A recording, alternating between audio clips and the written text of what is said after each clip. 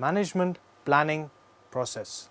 We're going to talk about the first activity in the area of management, planning. Now, let me give you an example. If you were to go on a vacation, would you just go and board the next train that is available, or the next flight, or the next bus that is available? Wouldn't you think before the actual time what to do? And that's what planning is all about. You wouldn't just take what comes, but you have a choice, and you have made the choice, and you fix things in such a way that you're able to have that choice, and you're able to have proper order in what you're going to have. And that is what planning is about. Why plan? What is the point?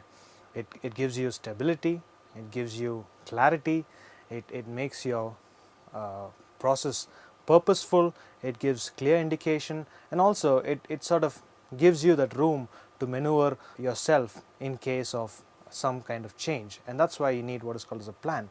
And today we're going to look at this plan as an activity in the management process itself, as a very critical part, looking at what a plan is, what are the different types of plans, and how organizations and managers plan things for their own teams.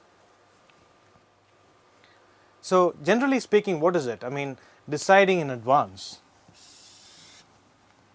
Newman says planning is nothing but deciding in advance. So if you're going to start an activity 10 days from now, you plan today. So you have a gap of 10 days between the day you actually started planning and the day you started implementing, and hence planning is nothing but deciding in advance. I like this definition, which says it's a trap laid to capture the future. It's a trap laid to capture the future.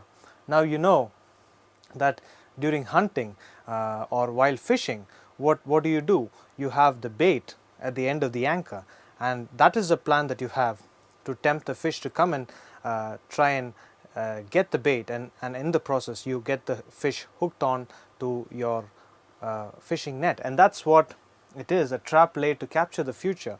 So something that will help you to achieve something in the future. Now, these are things that are critical to an organization and the management process itself. What are the things about planning? I mean, the first thing you talk about in planning is you're looking at the future. So it's a futuristic activity. You're not planning for the past, but you're looking at the past, and you're looking at the present, and you're planning for the future. So if you're going to start a new venture, if you're going to have a new project within your team, what do? You look at the resources that are available with you, look at what you want to achieve, look at how you can achieve, and these are the sort of things that you plan. You brainstorm, you get people who are related to the activity to achieve things. So supposing there's a new client, first thing that you do is understand the client, you understand his or her needs, and then you plan for your own processes to be aligned towards that client's needs, and you see how the plan can be, how this can be executed as well. So that is what some of the important elements are. First thing is about looking ahead. It's a predetermined course of action. Now, why do we have to say predetermined? Why do we have to predetermine things? Why? It gives us clarity. So if you're going from point A to point B, you know where point B is, and you're taking a certain route, you've already predetermined the course of action. That gives you an understanding if you are on the path or not. So when you have a predetermined course of action, any deviation, any confusion can be clarified or can be checked with this course of action. So you have study of alternatives as well. It's continuous too. Now, why plan? What is the importance of planning in the management activity? Why do you have to consider this as something that is critical? If you look at some things that the government has done, especially in India, you see a lot of things that have been planned for many years.